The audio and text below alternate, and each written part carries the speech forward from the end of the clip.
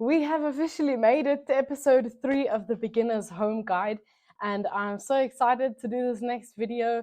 Thank you to everyone who's been following along, sharing, liking, commenting. I'm excited to make more videos about all of your guys' questions. Thank you so much for the support. But yeah, I can't believe we've already made it this far. It's only been 3 weeks, but we've already gotten such like a tremendous following.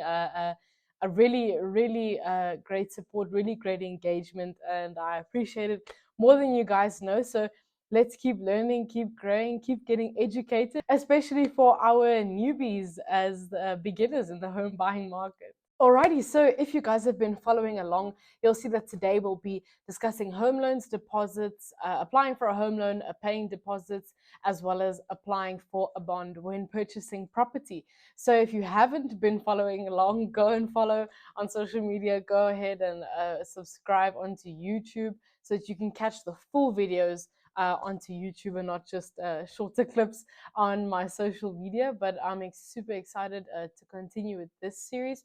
Today, we will be discussing how to apply for a home loan. Remember, in episode 2 and episode 3, we discussed credit, we discussed pre-qualifications, and it is important to note that when applying for a home loan, having a pre-qualification done before going into this next step of the process will help you so much more.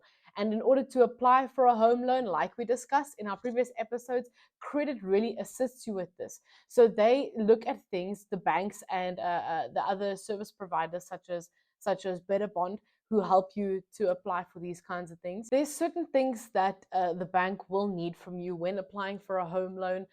Same as what we discussed in the previous episode. Things such as a copy of your ID, 3 months bank statements, 3 months income statements, things such as that credit reports, credit scores. They'll take a look at all of those things, taking into account your assets, your debts, your savings. They will determine how much of a risk you are when it comes to deciding, is this person going to be able to pay back this home loan? And getting pre-qualified or getting a pre-approval is absolutely critical for first-time home buyers. This allows you to start looking around at homes in the correct price bracket for what you will be able to afford. Remember, we also discussed in the previous episode that you have to take specific affordability into account, such as the rates and taxes you'll be paying, the levies you'll be paying in the place.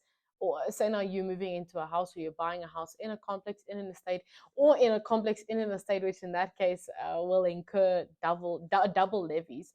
So just take those things into account, in terms of monthly repayment. What is your income that you are receiving? Will this will this home loan take a huge toll on my income? It's a good measure that we use to say that, like even with rentals, we'll say that your rent that you pay every month should not exceed 30% of your income, right? So I think it's a good standard principle to carry through even when applying for a home loan. How much of your income is that home loan going to take up? If there is one thing that is going to help you to secure a home loan, it's a deposit, okay? And it is good principle to have about a 10% deposit ready. Sometimes the seller might even request and say, hey, listen, can we please just get this person to have a 20% deposit ready? So just be ready in that range, that it will be 10% or 20% in that bracket there of the selling price. Paying this deposit, honoring that offer to purchase that you have just signed. A deposit is a great way to show goodwill and to secure this home loan that you have just applied for. A deposit also improves your chances of securing a good interest rate from the bank where you are getting this home loan. Please note that deposits are not directly paid to the seller. You as a first-time home buyer, please don't be doing underhanded deals by paying things to the seller and undercutting all the other middlemen in the process, such as myself, such as an agent, such as attorneys in the process. Don't undercut, don't go around and cut corners. You will get caught and something very, very bad will happen. Please don't do that. You will receive instruction from the agent or from the attorney with who you are working, where these funds will be paid to, and they will be secure and safe. Okay, we have applied for a home loan. Our home loan is approved. Great. We've given a 10% deposit. Fantastic. Our seller is happy. You as the buyer, you are happy. Everybody is happy. Everybody is ready to move forward. And now we can apply for a bond. When it comes to applying for a bond, you can either do this through a bank or a bond originator. Such we use Better Bond, so we will do this through our bond originator. And what the bond originator will do on your behalf is approach all the banks at the same time to check where you would get the best rates, the best option for you as the buyer in terms of your bond. And if your bond is approved, finally, your bond is approved. Let's hope it goes that way.